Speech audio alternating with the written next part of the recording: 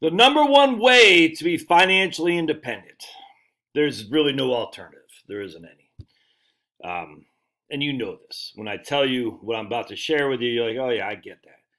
Well, do you? What are you doing about it, though? You might get it, but what are you doing about it? So let's see. I came across this. My man over at Anonymous Conservative sent this on his blog. Let me show you. Mortgage to the hilt. Drake, Harry and Meghan, Angela Jolie are among Hollywood stars with the most exorbitant loans on their mansions. Beyonce and Jay-Z tops the list, borrowing $52.8 million on their $88 million Bel Air digs. Notice it keeps them dependent on the cabal and allows them to be impoverished overnight. 100, you're not financially free or independent if you're paying. If you got $53 million in debt on your mortgage. In fact, I saw down here someplace that those two clowns, Jay-Z, pay $226,000 a month on their freaking mansion. You think they're not being controlled? You think they're not being controlled, but check this out.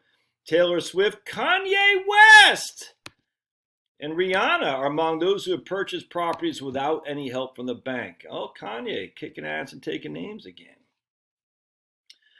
Canadian rapper, clown Drake, I don't know who this guy is. He might be a clown, I don't know. But if he's from Canada, I mean, come on.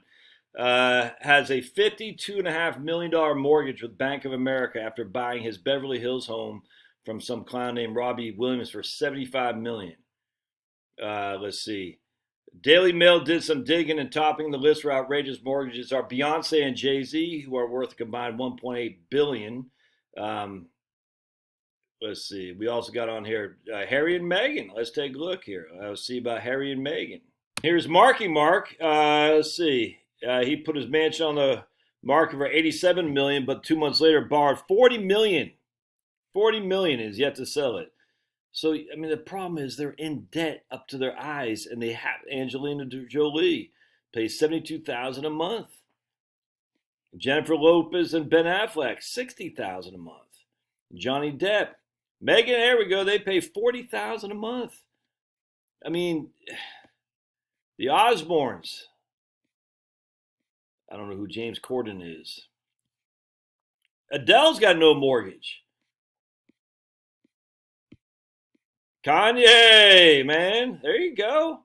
He bought a $57 million Malibu property in 2021 without any help from the bank. Yeah, freaking crushing Kanye.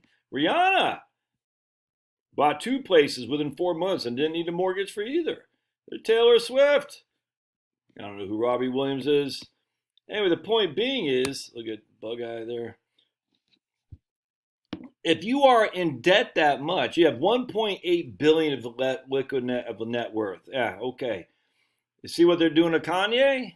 You think Jay-Z and Beyonce don't recognize the same? But Kanye's got a house he can live in. Now, he's probably got some exorbitant electricity bills, but I mean, to be perfectly honest with you, even if he were to say, I'm going to sell this for half price, yeah, he'd take a loss, I don't care. But if you got debts, you're in hock, or you're going to do what they tell you to do. The cabal is in control. You see the blinking thing? Talk about, you see how that just blinked right there? Whoa, mind control. I need cookies. I need cookies. I was just told I need a cookie. Point being is, if you don't, and I got debt still. Now, trust me, I think about it every day. I say I should just sell all my investments, but I can't pay off my full debt. So I'm like, oh. But I would. If I could pay off all my debt, I would. If you don't have debt, you don't, I mean, just look, we're never quite free. I mean, let's be serious here. You still got property tax, you still got to pay the electric bill.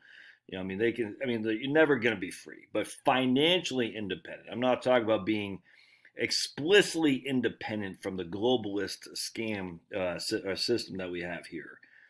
But that's not necessarily a bad thing. There's a lot of good things about the globalist system we have set up. Let's not be stupid. You know, living in a freaking van down by the river, I don't want to do that.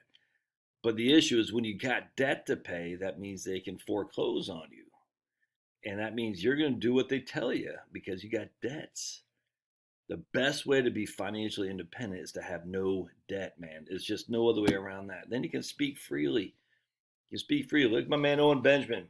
He's up there in Idaho, no debt. Not, I mean, he's making money from his donors. You may or may not be able to do that, but even if you didn't have donors, if you didn't have debt, you could still go get a job digging ditches. I mean, the labor shortage is huge and immense. They're not going to say, "Did you say something on Twitter 2 years ago that could come back and bite us in the butt?" They might, but they're going to say, well, "We don't care. We need quality people who can show up to work." You see what I'm saying? But if you're in debt up to your eyes, you're not gonna be able to do. You're gonna do what they tell you, man. If you want to be financially free, get out of debt. And if you're not able to, try to get a 5-year plan. That's what I'm working on right now. A 5-year plan. I'm doubling up my mortgage payment. I'm not quite doubling up my mortgage payments. Yeah, I'm paying an extra 1,000 a month in principal. Paying that guy. Paying that guy. My whole goal is to get out of this thing in 5 years. I'm no debt. And we'll see how long I last. I might have to do it sooner if I can make more money.